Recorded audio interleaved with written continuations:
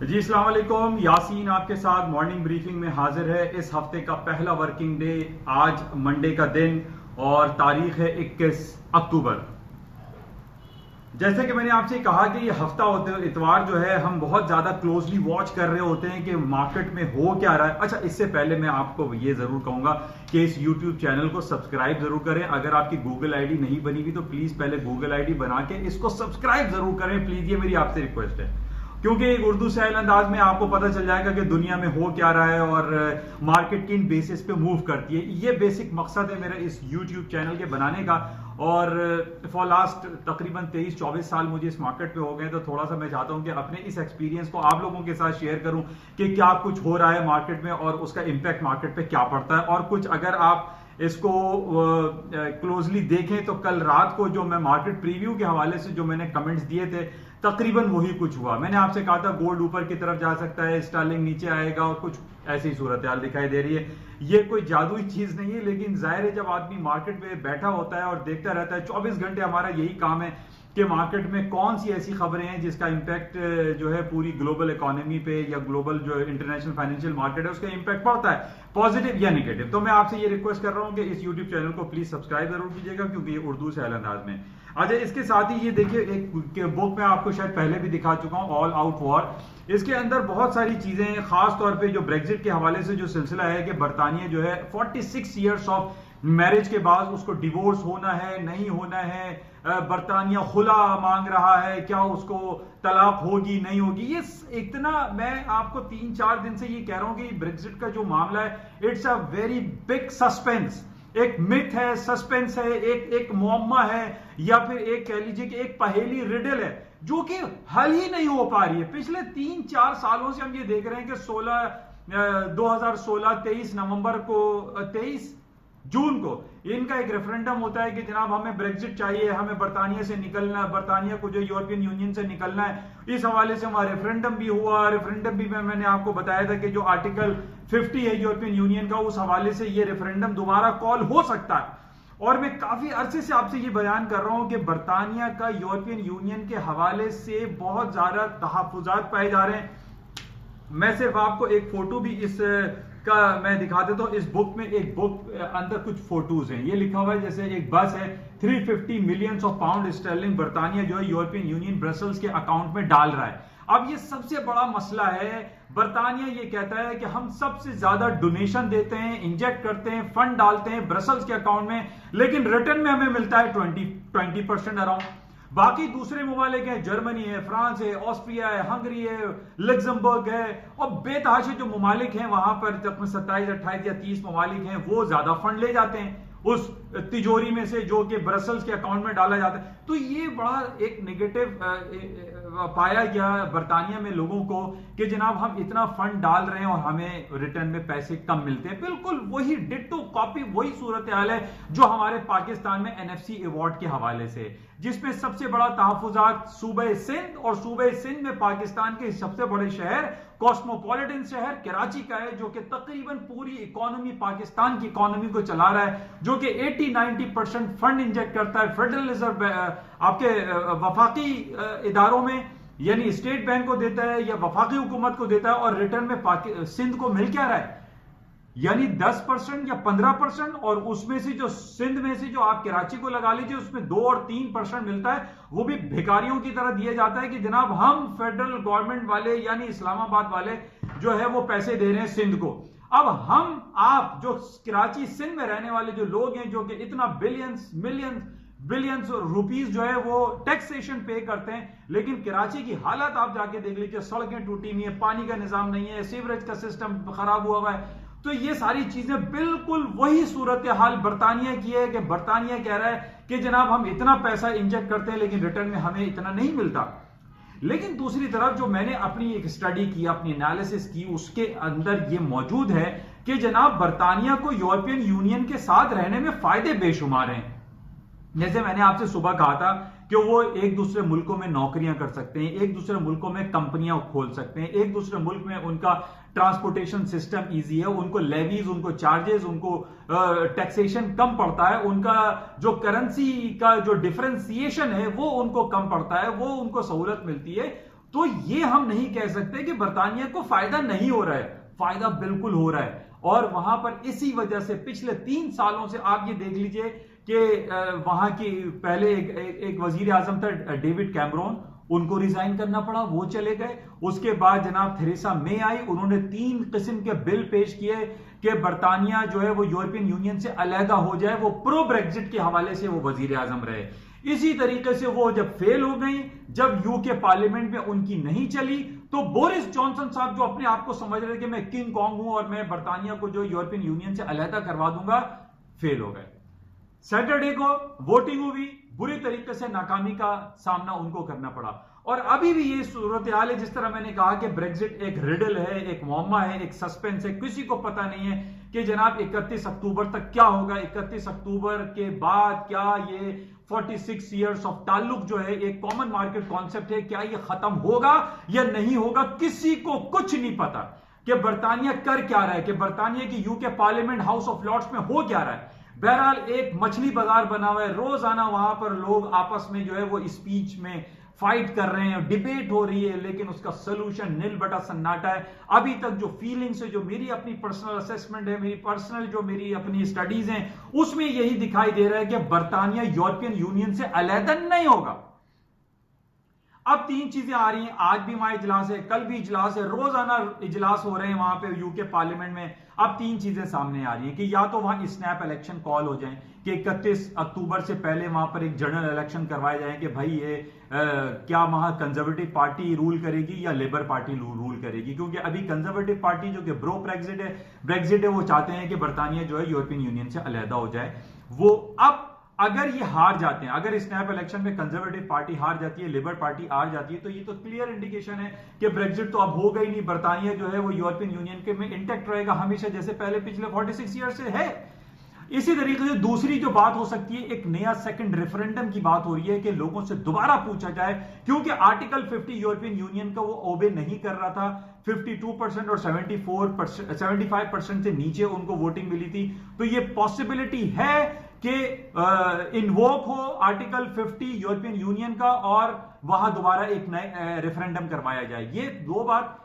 तीसरा सिलसिला यह है कि या तो वो 3 महीने या 6 महीने का दोबारा बोरिस जॉनसन साहब एक्सटेंशन दे। और वो खबर आई है कि जनाब इतनी बौखलाहट का शिकार है यूरोपियन बर्तानिया की हुकूमत के बोरिस जॉनसन साहब ने जो खत लिखा है यूरोपियन यूनियन के कि वो एक्सटेंशन चाहते हैं, उन्होंने दस्तखत ही नहीं किए। बगैर दस्तखत के उन्होंने लेटर जो है यूरोपियन यूनियन को रवाना कर दिया। फिर पता भी खबर आई है कि जनाब उन्होंने उस लेटर को दोबारा कॉपी निकाली, प्रिंट आउट निकाला और दस्तखत करके उसमें यह लिखा है कि प्रीवियस लेटर को नल एंड वॉइड कर दिया जाए। मतलब ये आप देखें कि बर्तानिया में बौखलाहट है, वहां लोगों को पता नहीं है, वहां की आवाम तो दूर की बात, उनके वजीर आजम को नहीं पता कि भाई इस पे दस्तखत करने। तो ये हालत है, वहां पर एक एनर्जी, केओस, एक टेंशन क्रिएट है पूरे बर्तानिया में, एज वेल एज पूरे यूरोपियन यूनियन में। लोग परेशान है कि भैया अगर ये बर्तानिया निकलेगा नहीं निकलेगा, ऊंट किस करवट बैठेगा, किसी को कुछ पता नहीं है। मैंने आपको मार्केट प्रीव्यू में ये कहा था कि जनाब अभी जो मार्केट खुलेगी 3 बजे रात को, लेट अर्ली मॉर्निंग जो खुलती है, उसमें स्टर्लिंग डाउन हो जाएगा, गोल्ड ऊपर जाएगा, स्टॉक मार्केटों में तेजी रहेगी, जो on the basis of these all ground realities जो थी। और तकरीबन वही कुछ हुआ जो कि मैंने आपसे कहा था। ये कोई जादुई चीज नहीं है, ये सिर्फ आपकी स्टडीज होती हैं जो सारा दिन हम और आप पढ़ते रहते हैं। कुछ लोग जो है वो सरसरी तौर पर देखते हैं, नहीं पढ़ते हैं, समझ नहीं पाते हैं, क्योंकि ज्यादातर हमारे पास CNN, BBC, ब्लूमबर्ग सारे इंग्लिश के चैनल हैं। अक्सर लोगों को जो उसकी इंटरप्रिटेशन है वो समझ में नहीं आती। तो मैं इसीलिए आपसे ये कहता हूं कि इस चैनल को आप सब्सक्राइब करें, शेयर करें, ताकि इजीली आप इस चीज को समझ सकें। और मैं उन लोगों को भी कहूंगा जिनके बच्चे जो MBA कर रहे हैं, जो फाइनेंस में है, जो MCOM है, BCOM है, कुछ फाइनेंशियल मार्केट के हवाले से ये बड़ी अच्छी क्लिप है। मैं इसकी कोई तारीफ नहीं कर रहा हूं, लेकिन मैं आपको सिर्फ ये आगाह कर रहा हूं कि थोड़ा बहुत, मैं अपने घर के बच्चों को कहता हूं कि आप मेरी स्पीच सुना करें, आप लोगों को थोड़ा सा इंटरनेशनल मार्केट, फाइनेंशियल मार्केट के बारे में पता चलेगा कि क्या कुछ हो रहा है और ब्रेक्जिट है कि अक्सर लोग ये भी नहीं पता उनको कि व्हाट इज ब्रेक्जिट, BREXIT। वो लोग समझते हैं ब्रेक्जिट किसी बंदे का नाम है। ब्रेक्जिट बेसिकली ब्रिटेन एग्जिट है वर्ड, कि बर्तानिया का यूरोपियन यूनियन से अलहदा हो जाना, निकल जाना। बहरहाल अभी भी ये टेंशन आला चल रहे हैं। स्टर्लिंग की मार्केट डाउन साइड पे है, करेंसी डाउन साइड पे है, गोल्ड की मार्केट निस्बतन प्लस साइड पर है, क्योंकि जैसे कि मैंने आपसे कहा था, जब भी पूरी दुनिया में में कोई टेंस हालात रहते हैं तो गोल्ड की कीमतों में इजाफा होता है। अच्छा, पिछले दिनों प्रीशियस मेटल में हमारे पास पैलेडियम की मार्केट तारीख की बुलंद तरीन सतह पर गई। $1780 पर आउंस का हाई किया था पैलेडियम ने, और पैलेडियम की मार्केट ऊपर जा रही है। और उसकी वजह यह थी कि जो गाड़ियों में से हार्मफुल एमिशन होता है, जो धुआं निकलता है गाड़ियों में से, वो बहुत डेंजरस है, इंसानी जिंदगी सेहत के लिए बहुत नुकसानदेह, हेल्थ केयर प्रॉब्लम हो रही थी। खासतौर पे वॉक्सवैगन गाड़ी का मसला था, उसको बेहतर करने के लिए पैलेडियम की जरूरत है, और इंजन में एक पैलेडियम धातु यूज की जाती है ताकि वो हार्मफुल एमिशन उसमें से ना हो। इस वजह से जो पैलेडियम की जो मार्केट है, इसमें अभी भी पोटेंशियल बहुत एग्जिस्ट करता है, वो मार्केटें हायर साइड पे जा सकती हैं। और इसके साथ ही जो हमने गोल्ड सिल्वर के, जो गोल्ड के खासतौर पे 1480 का लेवल मैंने आपसे कहा था, वो नहीं टूट पा रहा है। और उसकी वजह सिर्फ यही है कि आप ब्रेक्जिट का एक अनसर्टेन फ्यूचर ले लीजिए, कुछ पता नहीं है कि 31 अक्टूबर को क्या होगा।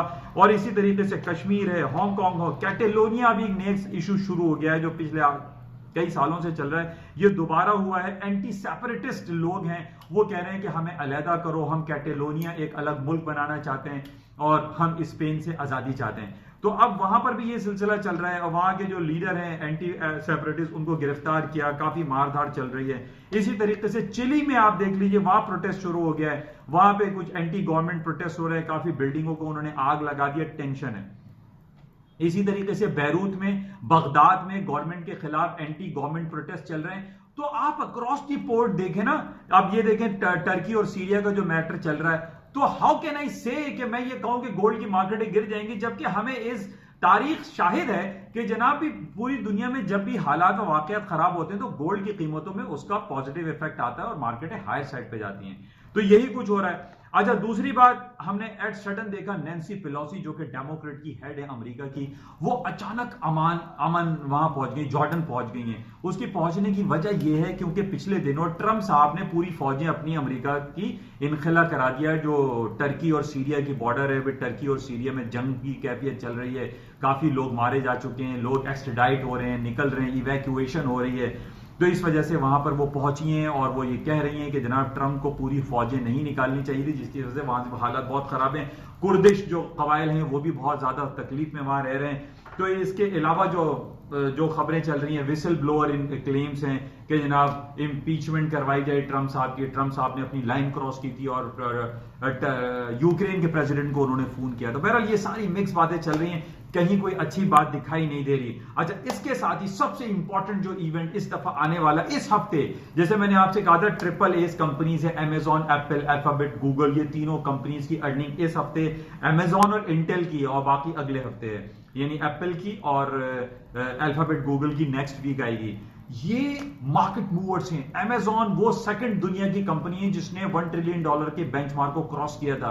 यानी नंबर 1 एप्पल आई थी, नंबर 2 अमेजॉन था, फिर अल्फाबेट गूगल आया, फिर माइक्रोसॉफ्ट आया, फेसबुक तो अभी 1 ट्रिलियन पे, वो $500-600 बिलियन के मार्केट कैपिटलाइजेशन पे रुका हुआ है। तो Amazon is a giant company. अब मैं जिस तरीके से आप कहता हूं कि अमेरिका की जो इकोनॉमिक इंडिकेटर्स हैं, चाहे वो इंडस्ट्रियल प्रोडक्शन हो, कैपेसिटी यूटिलाइजेशन हो, जीडीपी हो, वो तमाम बेहतर आ रहे हैं, उसमें कोई नेगेटिविटी नहीं है। और उनसे सबसे बढ़कर अभी जो अमेजॉन की जो खबर आ रही है, जो कि अभी जुमेरात या जुमे को गालिबन है, उसकी रिपोर्ट पे पूरी मार्केट वेट करेगी, मार्केट हिल जाएगी। उसको भी आपको बगौर वॉच करना है कि what is happening in Amazon और इंटेल। इंटेल इतनी बड़ी कंपनी नहीं है, हालांकि डाउ जोन्स का कंपोनेंट है, लेकिन इसकी मार्केट कैपिटलाइजेशन $227 बिलियन है। अब अमेजॉन 1 ट्रिलियन 11,000 बिलियन को क्रॉस कर गई। तो ये जो कंपनीज हैं, ये तो पता नहीं जिन्नात हैं क्या हैं। पहले हम बात करते थे कि जनाब वो सीमेंट सेक्टर बड़ी कंपनी है, लोहे की कंपनी बड़ी है, रिलायंस इंडिया की, टाटा है, ये सब तीसरे, चौथे, 15वें, 20वें दर्जे पर आ गई हैं। तो नंबर 1 की जो कंपनीज हैं, जो कि मैंने पहले भी आपसे कहा था, ये जो हमारे हाथों में खिलौना मोबाइल चल रहा है ना, इस पे पूरी दुनिया आ चुकी है। अब अमेजॉन ऑनलाइन शॉपिंग पूरी दुनिया में आप जानते हैं। इसी तरीके से चाइना साइड पे alibaba.com है, जो जैक मा की कंपनी है, वो भी बिलियंस ऑफ डॉलर की जो है वो कंपनी, 400 या 500 बिलियंस ऑफ डॉलर उसकी मार्केट कैप है। इसी तरीके से बहरहाल ये अमेजॉन है, एप्पल है, अल्फाबेट गूगल है, इसको आप देखिएगा। बहरहाल ये कुछ सूरत हाल थी मार्केट में। मैं चाहता हूं कि 10-15 मिनट की बात हो जाए ताकि आपसे जल्द अज जल्द जो है इसको कंपाइल कर दिया जाए। बहरहाल अभी भी ब्रेक्जिट के हवाले से टेंशन पाई जाती है, इसको आप बगौर देखिएगा। अभी स्टर्लिंग का जो लेवल है वो 1.27 तक माइट पॉसिबल इसका टेक्निकल ग्राउंड है, क्योंकि अभी बहुत ज्यादा जो है ना वो मछली बाजार बना हुआ है यूके पार्लियामेंट, कुछ पता नहीं है कि क्या होगा। अच्छा, इसी तरीके से गोल्ड का मैं रिपीट कर रहा हूँ, 1480 का इंपॉर्टेंट लेवल है, 1480 का लेवल नहीं टूट रहा है, मार्केट ऊपर चली जाती है। और जो टेंस हालात मैंने आपको पूरे दुनिया के अक्रॉस द बोर्ड बताएं, उस पर गोल्ड की कीमतों में खातिर का कमी दिखाई नहीं देती। इसी तरीके से तेल की कीमतों में भी अपर लेवल्स मौजूद हैं। बाकी आज सारा दिन देखेंगे कि मार्केट में क्या सूरत हाल रहती है और क्या खबरें रहेंगी, इंशाल्लाह राब्ते में रहेंगे। जाते हुए मैं फिर दोबारा आपसे ये कहूंगा, इस यूट्यूब चैनल को जरूर सब्सक्राइब करें और उन बच्चों को भी दें जो खास तौर पे banking, finance, MBA, BBA, MCOM ये जो लोग कोर्सेज कर रहे हैं, जो अपनी डिग्रीज हासिल करने की कोशिश में लगे हुए हैं, इस मेरी यूट्यूब चैनल को लाजमी सब्सक्राइब करें, क्योंकि आपको बहुत ज्यादा सहल अंदाज में चीजों को पता चल सकता है कि what is happening around us across the globe. तो इंशाल्लाह राब्ते में रहते हैं और देखते हैं कि मार्केट में मजीद क्या खबरें रहेंगी। Thank you.